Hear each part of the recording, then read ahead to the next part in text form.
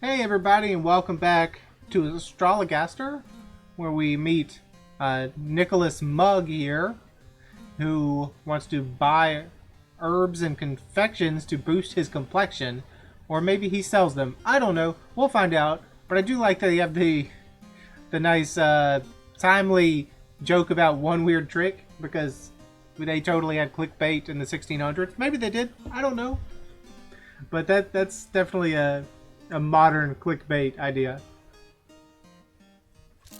Good evening, sir. Who do I have the pleasure of welcoming to my chambers this day? Nicholas Mugg, sir, proprietor of Mugg's Rugs down on Silver Street. Ah, the wig makers. You supply wigs to players, do you not? I have heard tell of your fine work from some of my playhouse querents. I thank ye for your kindness, sir. I do hear you are very skilled at your trade also. For are you not the curer of the plague of 92? Yes, that's us. Forsooth, I do hope you may cure me as well. For though I do not think I have the plague, whatever I have is doubtless most grave, no matter what my wife thinks. And what is it your wife thinks? It be her mind that I have taken naught but a chilly cold in the head. But 'tis not so, Doctor Forman, for I ache all over. My throat is grown sore, and I cough day and night. Day and night, I don't hear you coughing now. Verily. Oh, well, there it is. I see. Then let us consult the stars. What does ail Nicholas Mugg? I think you're a hypochondriac, dude. I think you're making it up. That's probably bad for your doctor to say before they even consult you or examine you, but, you know, that's what I'm thinking. I ache all over, my throat is sore, and I cough day and night. What ails me? I don't know. I can't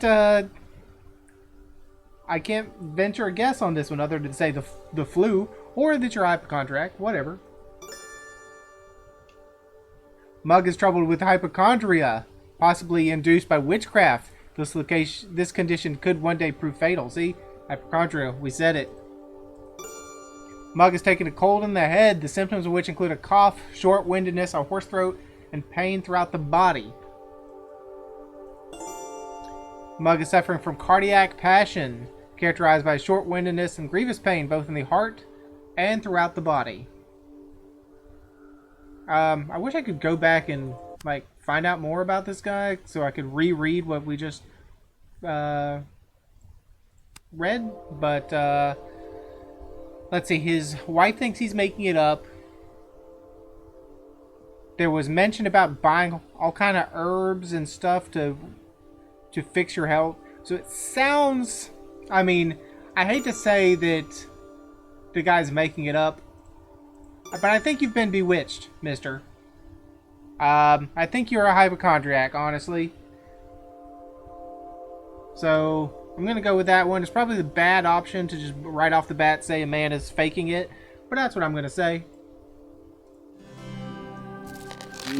I'm sorry to confirm that your condition is indeed most grave. Oh, most grave, you say? I am afeard so, for it seems you have been stricken with a bout of hypochondria. 'Tis a disease of the mind that provokes delusions of illness in the sufferer, whilst he is, in truth, in a state of perfect health. My chart indicates that in your case it is so severe, don't tell him it that. may one day prove fatal. What is it that you call it? I must own, sir, that though I understand little of what you say, by your tone methinks you do trifle with me. And to think that folks say you be different from other doctors. Well, sir, I will not tarry, for I see I do waste my time here. Ouch. Ouch. The cleric did present with pain, a sore throat, and coughing. I did diagnose a severe case of hypochondria. The consultation ended before I could prescribe treatment. Methinks the cleric took my advice a little ill. He will return, though. I will now go to the apothecary for a tincture of herbs. An apothecary may always be counted on to sell a man a cure. Yeah, there you go. Fishing for a cure for something you don't have. But maybe you do. Maybe you do have it. Robert Lord Dare rose a rising star, dashing and debonair, he will go far. Oh, London greets him with cries of huzzah! In truth we can we are, we are. Okay, so this is the guy that was fighting the Spanish, and he came back with some gonorrhea. Good day, my lord. How may I do you service? Would it pertain to some thrilling adventure upon which you may soon be embarking? Indeed it does. Sir Walter Raleigh and I did recently come across some intelligence concerning a fleet of Spanish ships that will soon be sailing home from the New World, bearing a goodly cargo of gold. Raleigh and I plan to borrow the royal fleet, which we will use to intercept the ships and seize the treasure. Huzzah! But, borrow the Royal Navy, you say? Aye, only temporarily, of course. The Queen will hardly know her ships are gone. Indeed, when we return them to her bearing a handsome prize of Spanish gold, she will doubtless forgive our failure to file the correct paperwork and whatnot. Doubtless. And I how can't may condone I assist this. your lordship in this glorious endeavour? Well, in order to intercept the Spanish fleet, we must know which route it is planning to take. One possibility is that it returns to Spain having retrieved the gold from the New World's southern continent. The other possibility, and this is the one Sir Walter thinks most likely, is that the gold has already been transported by conquistadors from the southern continent up to Havana, and the ships are to fetch it from there. Then let us see whether the stars can tell us upon which route the treasure ships may be intercepted on their return to Spain from the New World. Will they be sailing from the southern continent or from the Spanish colony of Havana? How about you don't do this, because you can't just steal an entire navy, even if you are a celebrated war hero. Like, that's not cool. And what if you're completely wrong and it's all a trap? What if they've given you false information to lure you out so that they can then descend upon the entire English Navy? And then you're in trouble. But we only have options A and B, huh? Are the Spanish ships sailing via Havana or direct from the southern New World continent? I would say probably directly, honestly, because you could hop over from kind of Brazil area over to the west coast of Africa, there around Senegal area, and then just head straight up to Spain. The crew of the Spanish ships happened upon the gold by conquering and killing its owners. Well, yeah, that's what the Spanish did. We know that. Through the conquering of foreign peoples, the King of Spain is establishing a fine cultural legacy of future generations. Ooh, a fine cultural legacy? That's not kosher. Not a thing you say. We murdered people and we set up a fine legacy. Women factor into the Spaniards' travel plans. Devereaux should trust his friend Raleigh's instincts. The Spanish sailors hide a shameful secret that relates to a lack of self-control. I'm going to go with this one, I think, because I do not want to say that the King of Spain is establishing a fine cultural legacy. Don't think that sounds great. Even though they did conquer and kill, saying that it's a good legacy of conquering and killing is not great. So here you go. Option B. The stars are of the same mind as your friend, Sir Walter Raleigh. Now, for regardless of where the Spaniards load their ships with gold, they will stop at the port of Havana. It seems the Spanish sailors will be unable to calm their carnal desires. Excellent, excellent. But where are we to intercept them?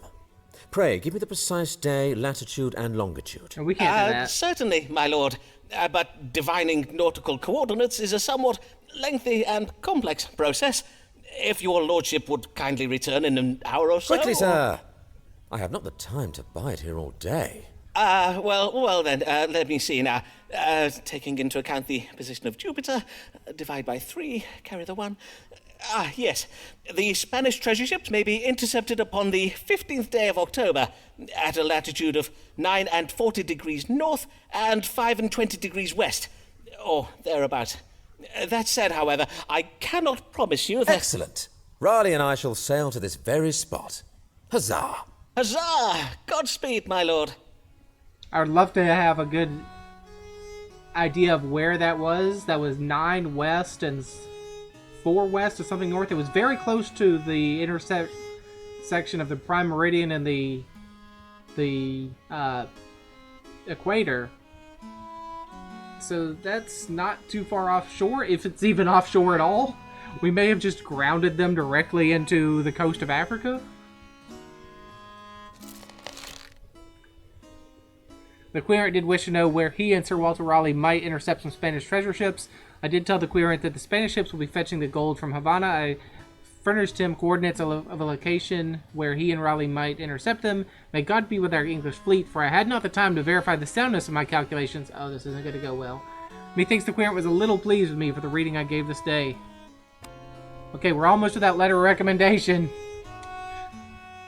Can we please just get it before you beat yourself with the entire English Navy? I wonder if my men have yet to contrive to scrape all that damnable Manchego cheese off my astrolabe. Why did you have Manchego cheese on your astrolabe? I don't even want to know. Oh, she never went to school, and she's kind and never cruel. Do not take Alice for a fool. Alice Blagg, she is no fool. Okay, Alice Blagg, are you any relation to, what was his name, Thomas Blagg? The guy that we sent the wrong information in on the first day about the bride of Yarmouth? Good evening to you, madam. How might I... Aye, pray go tell your master, Mr. Forman, that Mistress Alice Blagg is come to see him. Mistress Blagg. It is I, Doctor Simon Forman, at your service. And what an honour it is to welcome the wife of the Dean of Rochester to my humble practice. To whom do I owe my thanks for having recommended you to my care? Well, I will not lie. You owe your thanks to nobody. For folk do tell me that you are not a real doctor, but a quack, who does conjure demons and dabbles most unlawfully in the dark arts. No, not that part. We don't do that. I do assure you, madam, that whatever you may have heard, I am Yea, do not quibble, sir. If I did seek the counsel of a doctor who has one of those fancy medical degrees, of the kind of high-bred know-it-all who does see fit to judge a woman and vex her most cruelly, I would have gone elsewhere. But, truth be told, I have need of such a man as you, for I have been bewitched. Have you, madam? By a witch. Really? A witch bewitched you? I see. Yea, a loathsome spell has been cast upon me. It does cause me to awaken in the morning with a most terrible pain in my head. A pain so wretched it does have me chundering into my chamber pot. Do you drink Pain a lot in in the evening? head and involuntary purging. And what leads you to believe your suffering is occasioned by witchcraft? Well, the timing is most unnatural. My troubles do occur every Saturday morning without fail. What do you do on Friday I evening? suspect the doings of our new neighbour, the widow MacDoon. As well as being Scottish, she does possess several cats. Oh no, not several cats. you say? One or two of which I may have kicked. That's not very nice. And now she has seen fit to take revenge upon me with her dark, foreign magic. Sounds like you deserved it. Indeed. Scotland is well known for the powerful black witchcraft practiced by its womenfolk. Exactly, read Macbeth. But as compelling as this evidence may be, my practice does draw upon the latest scientifical arts. To diagnose your condition, I must first perform a rigorous astronomical analysis. So, let us see now, what do the stars say is the cause of your Saturday morning suffering? It's probably your Friday night partying. Alice's symptoms are caused by noxious food or drink. Alice is experiencing early symptoms of being with child. The presence of the moon suggests that the symptoms are acute. No, I don't think you get morning sickness every 7 days. Alice is bewitched. No, madam. Even though you want to think you're bewitched, you just need to stop getting completely crunk on Friday night, please. Madam, may I delicately inquire as to whether it be the habit of you and your husband to take wine with supper? On Friday evenings, perchance? Drinking a little overmuch on occasion is nothing to be ashamed of. Many of my most respectable querents do find that a fine French claret can be deceptively... Oh, nay, more's the pity. My husband is a tiresome teetotaler who prefers to spend his evenings writing sermons and counting coin. He hardly ever accompanies me to the tavern on Fridays. To the tavern. Does he not? Well, in any case, I am much afraid that the ale you do consume upon these tavern visits may be to blame for your affliction. The consumption of strong drink can provoke an excess of black bile, which then does cause the body to purge itself the following day. I do advise you to consider... Then I am not bewitched. No, ma'am. But if that be true, then to poor Molly McDoon I have been most rude and unneighbourly. Shame. You should apologise. I must go to her this hour and apologise. There you go. Fare you well, Mr. Forman. I must bid you good day. Good day. Good day, Mistress Blogg. The querent did present with a headache and involuntary upward purging. I did advise the querent to moderate her consumption of wine and heady spirits. Methinks the querent was a little pleased with me for the reading I gave this day. Hey, there you go. We only have to come back 5 more times to get a full letter of recommendation. I will invite my Scottish neighbour to take a conciliatory pint of ale with me. Yeah, because drinking will solve all your problems related to too much drinking. Beware conspirations, plots and machinations, the schemes of big physic to sell you their wares. Their cures do us violence, but they call it science. They mock our beliefs and belittle our fears. Nicholas Mugg, you're back again. Beware conspirations, plots and machinations, the schemes of big physic to sell you their wares. Well met, Mr. Mugg. You seemed displeased following our last consultation. In truth, I am surprised to see you again. Yeah, me too. Doubtless you are. You were very wrong to tell me I had, what was it again? Hyperdiarrhea or some such? How did you know? Hypochondria, as I recall. But I mean, hyperdiarrhea sounds pretty bad again, too. For it seems you have won the heart of my wife, and she will not hear of me seeing any other doctor henceforth. All right. Verily. Your wife's endorsement does me honour, sir. So, what brings you this day? For in sooth you look most well. Well? Mayhap I look well now, but 'twill not be for long. I have been poisoned. Poisoned, Poisoned? By the saints! Who is the author of this foul deed? My friend George Sprottle, the bookbinder. Not I did George. dine with him not 2 hours ago. I see. A bout of evil digestion. Pray tell, was there turned meat or some such at table? Nay, not meat. 'Twas a pie full of cherries. I had a bite of it afore I knew what I was eating. Cherries, you say? Aye, cherries. Are you allergic And this to after I cherries? took particular care to give Mistress Sprottle a list of foods I must not eat. I added cherries to the list when I did hear that the Countess of Devonshire has declared against their noxious qualities. The Countess of Devonshire, you say? Noxious qualities, indeed. And now your symptoms, Mr. Mugg. Had you any reaction after eating these cherries? My reaction? Well, I reacted as any man would. I spat them out. And know you what Mr. Sprottle did then, Dr. Forman? He yelled Nay, at you? but pray tell. He did laugh at me. He even called me a dinner-ralphing fusspot. Hey, that's Fie. a new I one. may soon be in the grave, thanks to George. Will he still be laughing then? Well, let us not speculate, shall we, Mr. Mugg? Now, let us see what the stars may tell us. What ails Nicholas Mugg? I tell you what, Mr. Mugg, I'll give you a note from your doctor, Simon Forman, that's me, Simon Forman, that says that you are deathly allergic to cherries, and that was the reason for your involuntary upward purging, or maybe your voluntary upward purging, of the cherry on that day. And you can take it back to him, and then you can explain that you were not being a, whatever that was, fusspot, dinner ralphing fusspot or whatever, and that you were indeed have an allergy, and then everything will be alright. How about that? I ate some cherry pie. What ails me? Mugg is suffering from cherry poisoning. Mugg is splenetic, occasioned by rancorous behavior, or spleenetic maybe. Rancorous behavior. You know what? I'm gonna say you have cherry poisoning, dude. I'm gonna tell you exactly what you want. because it's not hurting you. Well, I mean, it kind of is hurting you, but obviously I can't change your mind that you are, in fact, a hypochondriac, so, you know what? It is, in fact, cherry poisoning, sir. Aye, it seems you have indeed been poisoned. The cherries have provoked an imbalance of choler. You must take the antidote for cherry poisoning, which is... let me see what I have here in my cabinet. Ah, yes, Saccharum officinarum. Dissolve a pinch of these crystals on your tongue before dinner for a week. Saccharum? Is it just Saccharum sugar? officinarum, more commonly known as sugar. Yeah, just sugar. Sugar, forsooth.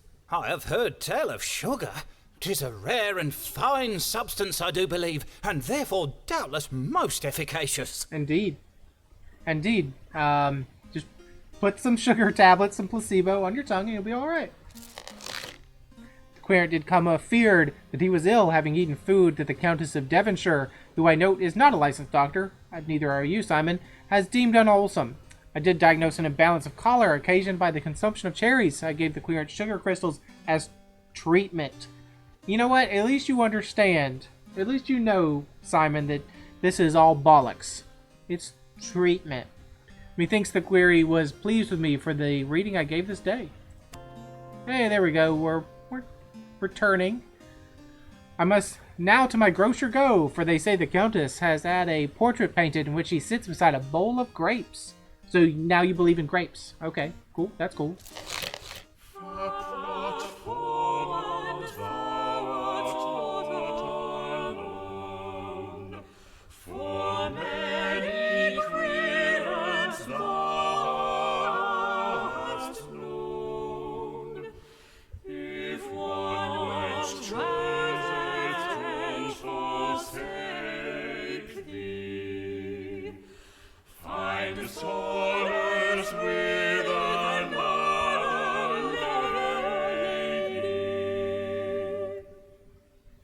If you asked me if we were ever going to play any game on this channel that says the word FAP, I would have told you no, that that's a silly thing, that no one would put that in their game, and we definitely would not play a game that says such a word because YouTube demonetization, but there we are. It has been said.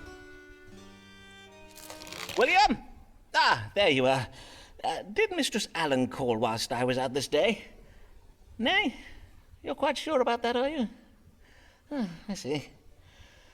I cannot understand it.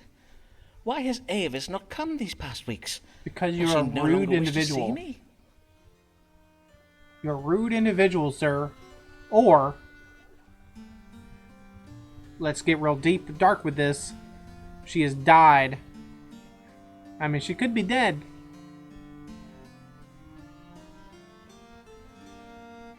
Or that's, you know, something to do with the fact that she was with child and you ran her off.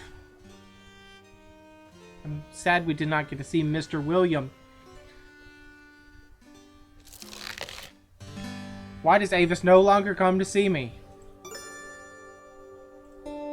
I've been deprived of tender favors of late, but my fortune seems to be reversing. I expect to see Avis again soon.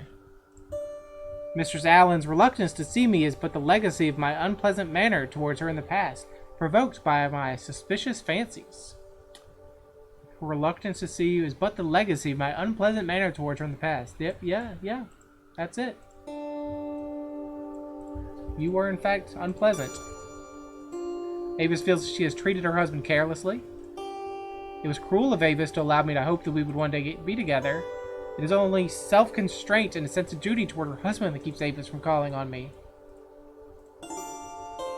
Avis's feelings cannot be trusted. She harbors romantic feelings towards another man.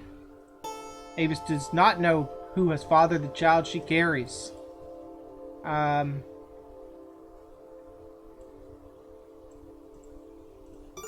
So, no, it's because you're a bad dude, Simon. You were mean to her, and now she's gone. But you kind of deserve it, because you shouldn't have gotten into that relationship in the first place. So, 'tis the madness of my love that keeps Avis away. Yes. My jealous passions and accusations have vexed her, mayhap even caused her fright. Yes. When she comes to see me again, for she surely will, by and by, I must remember to be kinder to her, to not plague her with my suspicions. That's pretty smart. And until Avis does return, well, there are other women in the world, are there not? Maybe, but perhaps you should take some time for yourself and try to actually be a doctor and not a womanizer, but, you know, whatever. I wish to know why Avis Allen no longer comes to see me. I learned that Avis is troubled by my jealousy. Why does it even need to give us a 0 out of 100? We can't write our own letter of recommendation. This should just be blank. I've often marked the power my charms have over my lady querence. I'm not so sure about that, sir. Oh, we got something in the mail. Sir, I must thank you for resolving the misunderstanding betwixt me and my neighbor, Mistress Molly McDoon.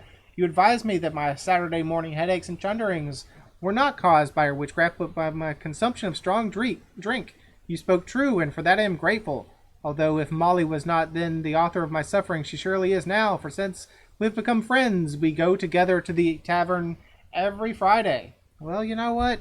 At least you understand where your hangovers come from. So a little closer to letter of recommendation from Alice Blagg. Eyes are nothing like the sun, if snowy white her breasts are done, and that is a description done, for she is a lady. She's got a lady. Yeah, so we're stealing some influence from Shakespeare's like sonnet that I don't remember the name of, where he talks about his love not being, you know, so magical, like her eyes are not aflame and her hair is not the greatest. Was that Shakespeare? Maybe it was. Or, you know, maybe it was somebody else and I'm just thinking that it's Shakespeare because we're in a Shakespearean game, but whatever. Here we go. Amelia Lanier. Good day, Mistress Lanier. Much time has passed since I last saw you. How do you fare? In truth, not well, Dr. Forman, not well at all. Then I am full sorry for it, madam. Pray, tell me what manner of ill has befallen you. First, I must beseech your pardon, sir, for methinks Mr. S. may verily be my prowler after all, as you did surmise. Think nothing of it, madam. But what has made you change your mind about him? I have been publicly humiliated. Mr. S. has been circulating a collection of insulting sonnets about an unnamed dark lady, and all of London thinks this dark lady is me. Well, your complexion is rather, that is to I say... am described as having foul breath and black wires for That's hair. not nice. Though methinks the very worst line is the one that tells of a gross body rising at the utterance of my name. And I cannot abide illusions, Dr. Forman. If Mr. S. wishes to reference bodily levitation and other such cheap stage magic... I'm not sure that's what he meant. He would do well to leave my name out of it. My interest is in the dramatic arts, not fairground attractions. I am not sure that is quite his meaning. Exactly. Dr. Forman, you know of Mr. William Shakespeare, then? Do not tell me you have read the sonnets. Well, I own that I have. But as you did remark, madam, all of London has read them. Oh, well, I am undone. My professional reputation is now utterly spoiled, for now the whole world will look upon me as naught but Mr. Shakespeare's fancy wench. No longer will they judge me on my own merits. We Let tried us to hope warn it is you. not as grave as that, madam. Have you discoursed upon the matter with him? Nay, I dare not confront him about it. For we are almost at an end with our work on a play, and I dare not risk it not being staged. Then let us see what the stars advise. What may Mistress Lanier do to restore her professional reputation? This is a tough one. I don't have a good opinion on this until we read. And even then, I may not. My reputation has been sullied by William Shakespeare's bawdy poems. What should I do? Fully embrace them and be like, yes, this is me? Actually, you probably shouldn't do that because you're a married woman. That's probably a bad idea. Mistress Lanier harbors secret thoughts of adultery which relate somehow to her intellect and her feelings of dissatisfaction. Mistress Lanier is ignorant of her romantic feelings, and this must be reversed. Oh god, this does not sound like a good option. Mistress Lanier should abandon her career ambitions and revert to her true vocation, bringing forth new life. She should have another child. Let's not do A. Mistress Lanier is confused about her feelings for me? How interesting. No, she is not, sir. God will help Mistress Lanier if she exercises constraint and discipline. Mistress Lanier must find a way to disassociate her name from these sonnets, for if she does not, her literary legacy will be betrayed by association with them. The relationship between Mr. Shakespeare and Mistress Lanier is not an equal one. Shakespeare's arrogance will overshadow Amelia's contribution to the play that they are writing. Yes, I think this one. You are right to be concerned about the damage to your reputation, Mistress Lanier, for there is a danger that your partnership with Mr. Shakespeare and his depiction of you in his sonnets will forever overshadow your own literary achievements. God's womb. But what can I do to forestall such an injustice? No one knows. I suggest you spread a rumour of your own. Oh, okay. About another lady. For instance, there is a brothel owner in Clerkenwell they call Black Luce. If you were to put it about that she is the subject of Shakespeare's sonnets, 'twould do her reputation no harm. Indeed, the effect would be quite the reverse, for doubtless there be many a man at present who would pay handsomely for a tumble with Shakespeare's dark lady. Well, indeed. I do feel 'tis most important to advance the interests of my fellow women, especially those seeking to make their way in business. Oh, do you see that, Dr. Forman? No. 'Tis your mute Italian querent, Signor Ferraro. Ferraro? He is staring at us through the window. How could Is he? he? Then doubtless he has come for another consultation. The querent did fear her reputation has been defiled by poems of a bawdy nature written by Mr. Shakespeare and currently being circulated around London. I did advise the querent to spread a competing rumor that the dark lady of Mr. Shakespeare's sonnets was a lady by the name of Black Luce, the brothel keeper in Clerkenwell. Methinks the querent was pleased with me for the reading I gave this day, and so that's task number 5, and she could come back one more time.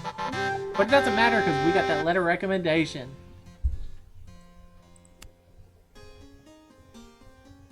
Not only shall I rescue my reputation, I shall be a good ally to this. What was her name again? Ah, yes, Black Luce.